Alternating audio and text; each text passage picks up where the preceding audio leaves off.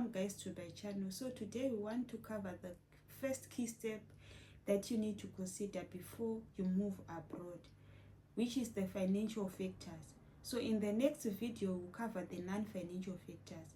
So basically for the financial factors, you need to consider the take-home pay, you need to consider the cost of living abroad, you need to consider the continual cost of living in the country where you are coming from, and then lastly you need to consider your current savings so that you can see if it's really worth it. So we are going to be covering these 4 sections, including the sources of information that you can actually use. One of the most difficult decisions sometimes people face is when they are trying to go abroad or they are trying to take an offer. Sometimes to ask people, they are like, it's difficult to assess, it depends actually. So I'm going to take you through a series of information that can help you so that next time when you ask people, you ask specific questions and you'll be able to get information. Or alternatively, you can actually do your own searches based on the links that I'm going to share. So please stay tuned, but don't forget to subscribe so that when I'm going to upload the non-financial factors that you need to consider, you'll be able to receive a notification of that upload. And also remember to like and to share. Thank you. So let's get into the details. Your take-home pay, this is basically, so do not get too excited when you receive that contract and you get that gross salary, which seems sometimes very big, because you also then need to take into account the tax and national insurance. So please do a search for the local regulations so that you actually know your take-home pay. And in this example, we are assuming that our gross salary is the minimum salary that has been set based on the recent regulations in the UK Home Office. But you actually don't need that link anyway, because if wherever you are going to receive a contract with your gross salary. And if you are a Christian, I also advise you that instead of just using the take-home pay, you can actually use your available for use pay, which is you actually need to consider your tithe and offering so that you really make an informed decision.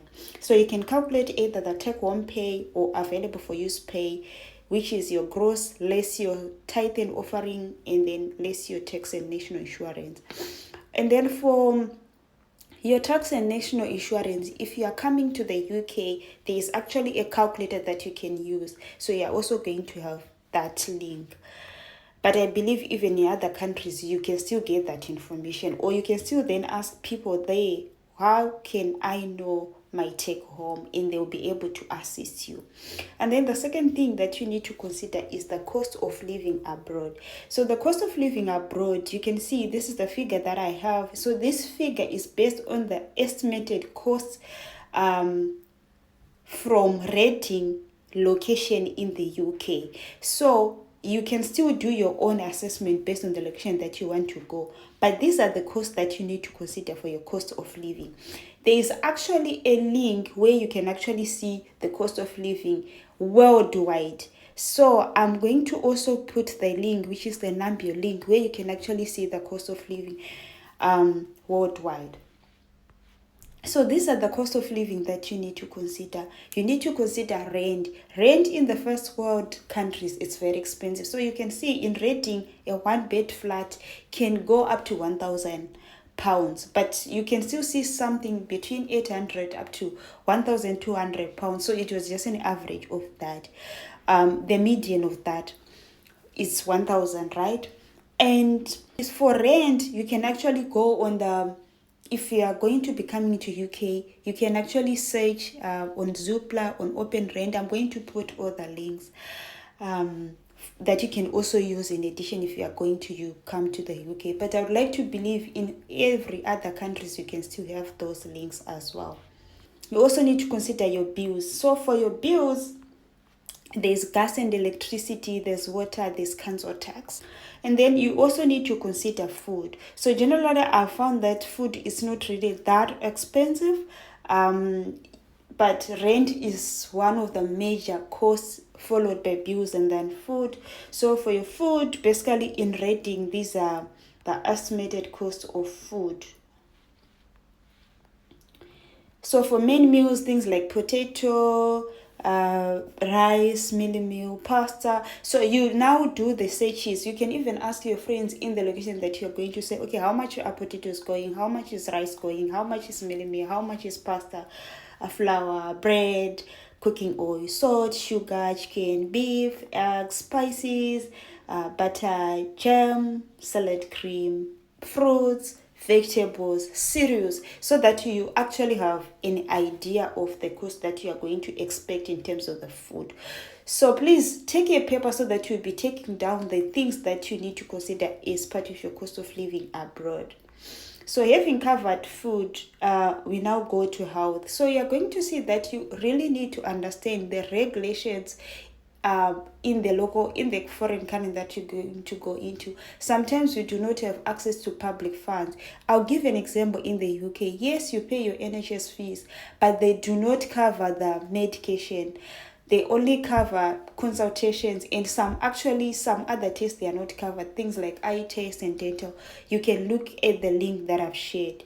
At a basic high level, these have been the costs of the things that I've managed to buy so far, which is like flu syrup, it was £10, painkillers, vapor rub, eye test, it was 10.25, eye drops, £18. So you just need to have also an appreciation of how much is it going to cost you in terms of health. And also you actually need to read through your contract to see if they actually at any point in time give you access to private medical aid.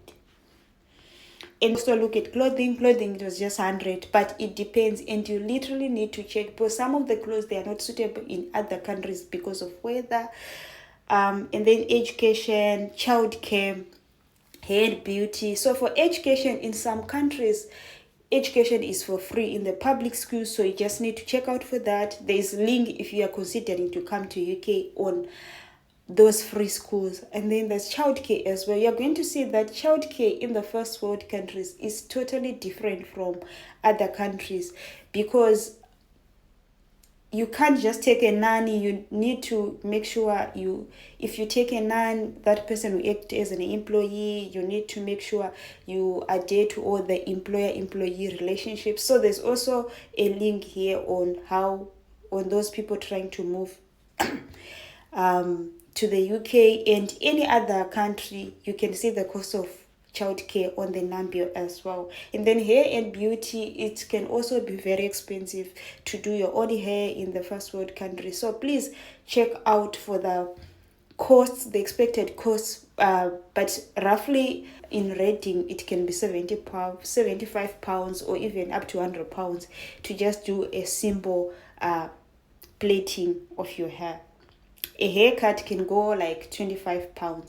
So after that, you now have all your total costs, right, of living abroad, which was like giving us to that. And then you have your net saving after the cost of living. It's now 965. But do not end there, guys. Now you need to consider the cost of living continue in the local country, because you're leaving people behind. You still have certain costs that you're going to incur, unless you don't have.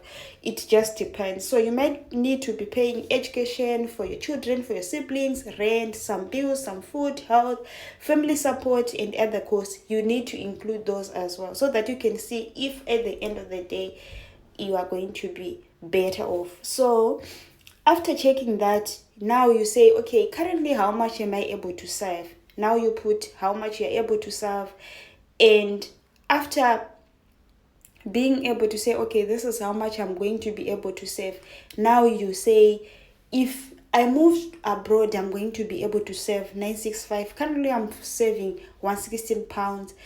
And then you say, okay, so my net advantage of moving abroad is this. And then now you can safely say, in terms of the financial factor, I will be better off.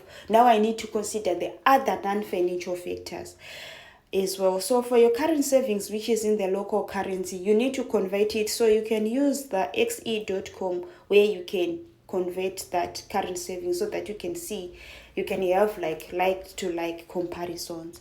So for other cost of living abroad, the other thing that can help you is to look for bigger shops in the countries that you are going, the clothing shops, the retail shops as well.